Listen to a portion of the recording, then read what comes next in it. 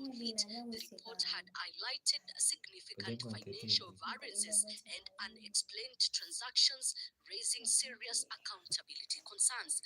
And we will provide all the information required.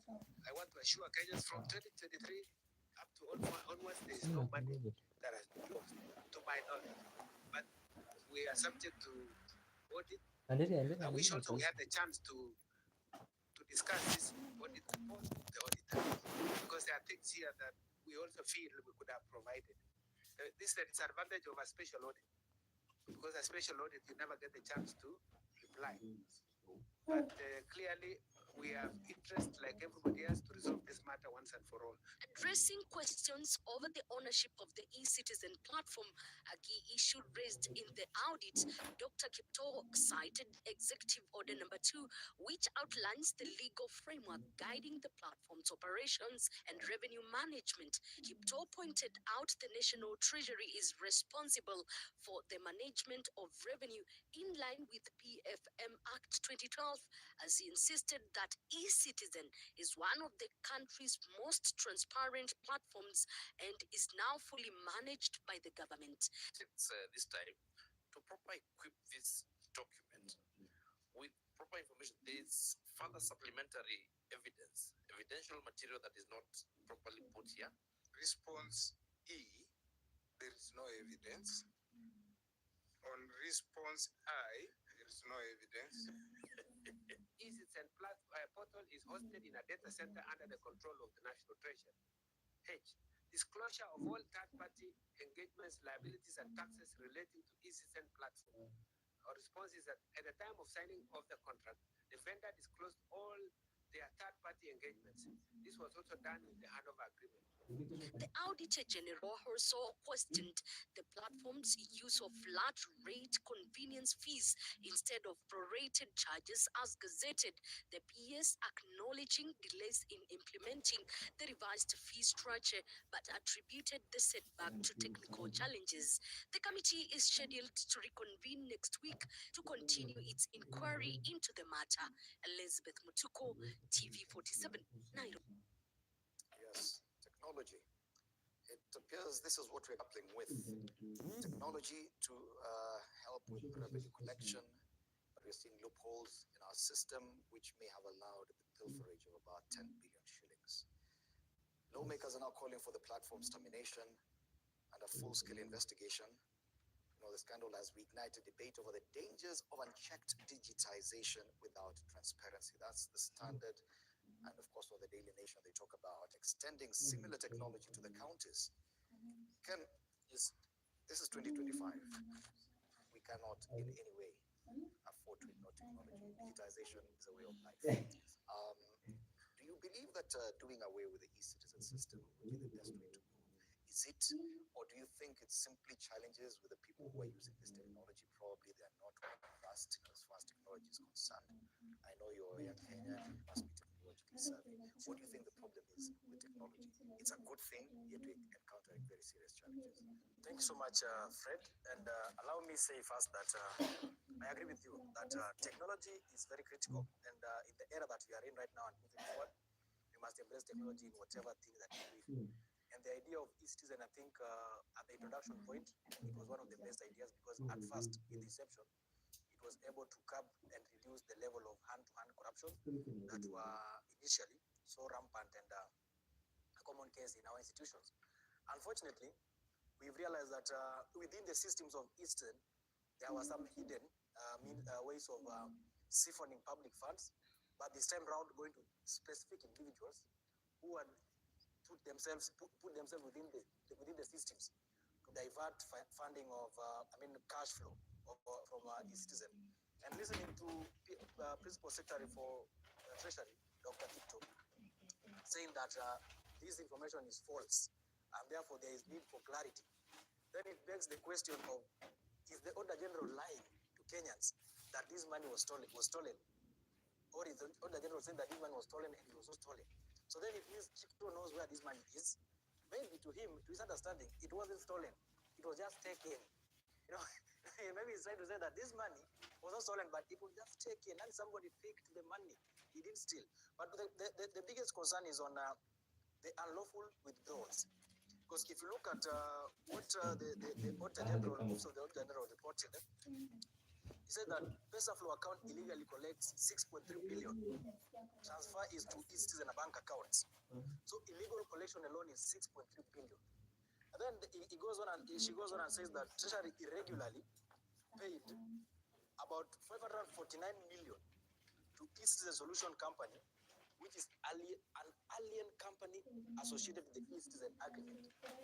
So there's an illegal collection of 6.3 billion. And then there's an illegal payment of 549 million to an illegal company, to which, according to Auditor General, they do not know the owner. That. So to some extent, this money might be going into individual accounts.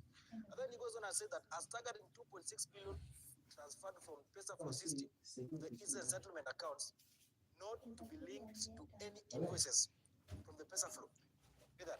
So these are transfers that are being made, but they are not aligned for purpose of invoices. Let me just finish on this and say that it was established that the Equity Bank statements for e-citizen collections accounts had receipts amounting to 6.2 billion from undisclosed account. Undisclosed account, 6.2 billion. You know, Fred, maybe for us, we might know what amount, how much is 6.2 billion. If we break it down, the 6.2 billion people who are in the mashinani, 6.2 billion can construct up to 100 level 3 hospitals, fully equipped. And Winfred, the issue, it would appear, is that yes, we cannot do without technology, but it would seem we have very serious challenges with those people who are using this technology. Do you think it would be wise to go back on the same technology and say, okay, fine, since we are failing in how we use or how we track it, then probably technology is not it for us? We go back to paper trails. Okay, what I would say is, Fred, technology is good, and we have seen what it has done for this country and the world at large. The world now is a small global village where you can access any information you want. You can work from anywhere. You can get any information on Google or anything. It has increased. There's easy access to information. And then there's increased productivity. You see, if many people are working using technology in a certain environment, they can easily deliver as compared to a group of people who are working without technology, just working manually. So technology is good, and it is good that Kenya has embraced technology. And also we have seen technology has improved even the education system. It has improved the healthcare system. So it will be very wrong for us to go to the analog way. But you see, as a country right now, all we are doing is the system and the leaders of this country are failing the common mwananchi. You see, chapter 1 of the Constitution says that the power belongs to the people, and the people of Kenya elected these people to go and deliver on the mandate the Kenyans elected them for. But in this case, they are not doing that. What they are doing is swindling public coffers. They are stealing money from the public coffers. There's a lot of corruption, and this is how we start now blaming technology. Actually, technology has no problem. The only problem are the people that are using the technology. So as Kenyans and as people of sound mind, we need to start being accountable of everything that we are doing. We need to start seeing transparency in every aspect that is happening. You see, we cannot start blaming technology, yet we, the people that are using technology, are not being responsible and are not being transparent. And in fact, we could actually load technology for enabling the Auditor General to actually track the movement of this money, because there's always some imprint therein. Let's take a break before I even give Vincent an opportunity to Vitalis, to contribute to this. You're watching the Youth Perspective with Morning Cafe. We'll be right back after this short break.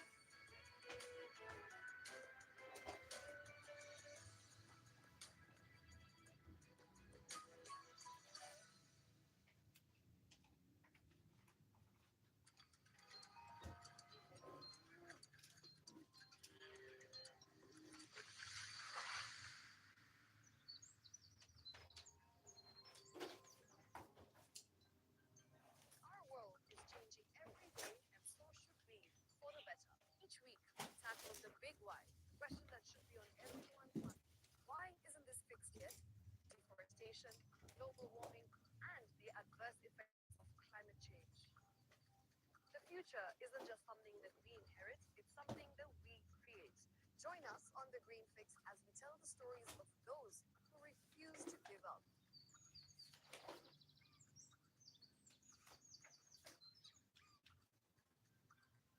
When it comes to fixing the planet, there is no time to waste. Join me, Shiksha Arora, on Thursdays at 9 p.m. on The Green Fix as we look into the big why. You and I.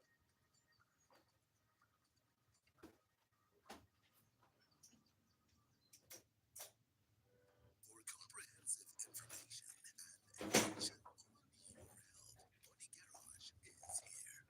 Don't allow anyone to pluck out your food as long as it is strong and stable. Cancer doesn't start today and you get the symptoms tomorrow. By the time you make it, diabetes manifesting in about 5 to 10 years. The eye is a window to the rest of the body. Don't forget to stay hydrated. Of course, you at home do take your water.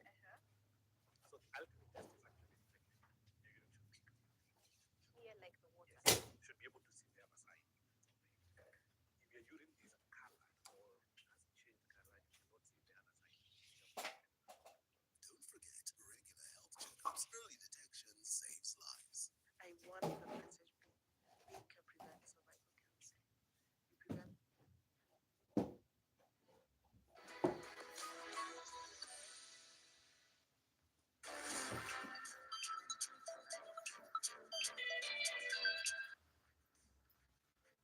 All right, welcome back. You're watching the Youth Perspective on Morning Cafe.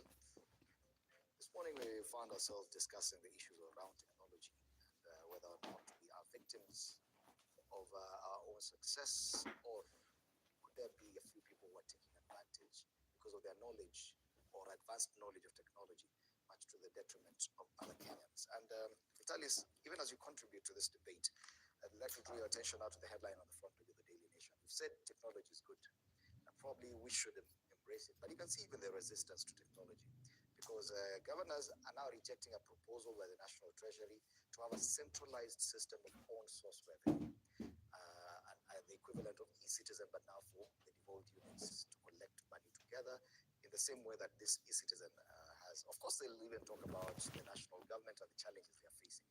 But do you think there could be probably benefits, direct benefits, if at all we approach own source revenue collection in counties through such a system? First of all, let's say that with the current generation, we have to embrace technology. We cannot move to the Precambrian ways of doing things and doing the hard copies, the printing things. So the governors don't want this new system of technology because they have the loopholes. Even the surveyor said that unemployment leads, then the second is corruption. So there's a lot of corruption in this country, and therefore, when the governors are rejecting this system, there's something that they know. There are a lot of corruption that they're doing in that county, at the county level. That's why they're rejecting this new system of technology. And just to also give my feedback in terms of the money that was stolen in e-citizen. You see, the good thing about technology, you can trace where this money went, you can trace the transaction that were made. But the government trying to defend itself that there's no any sort of the swindling of the which is something that they want to tell us. Right, definitely we can trace. Maybe just to weigh in briefly on the issue of technology. Fred, allow me just say that Kenya Kwanza regime is a crime scene, and Dr. Kipto must not try to divert the attention of Kenyans from a critical issues of trying to find out where the money went. He knows he sits in that space, he knows, and the Auditor General cannot come out with an information that is not true.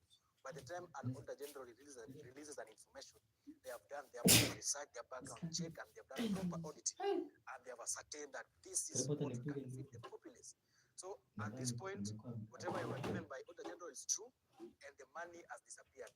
So what we are asking, are we going to promote technology as some people use them their dubious way to siphon money from Kenyans? No. What we have to do is we must have men and women of intelligence to manage those systems. Kenya Kwanza is a crime scene, and e-citizen has been reduced into a serious crime scene. Okay. What is the place of the youth in enabling the larger community, because not all Kenyans understand technology.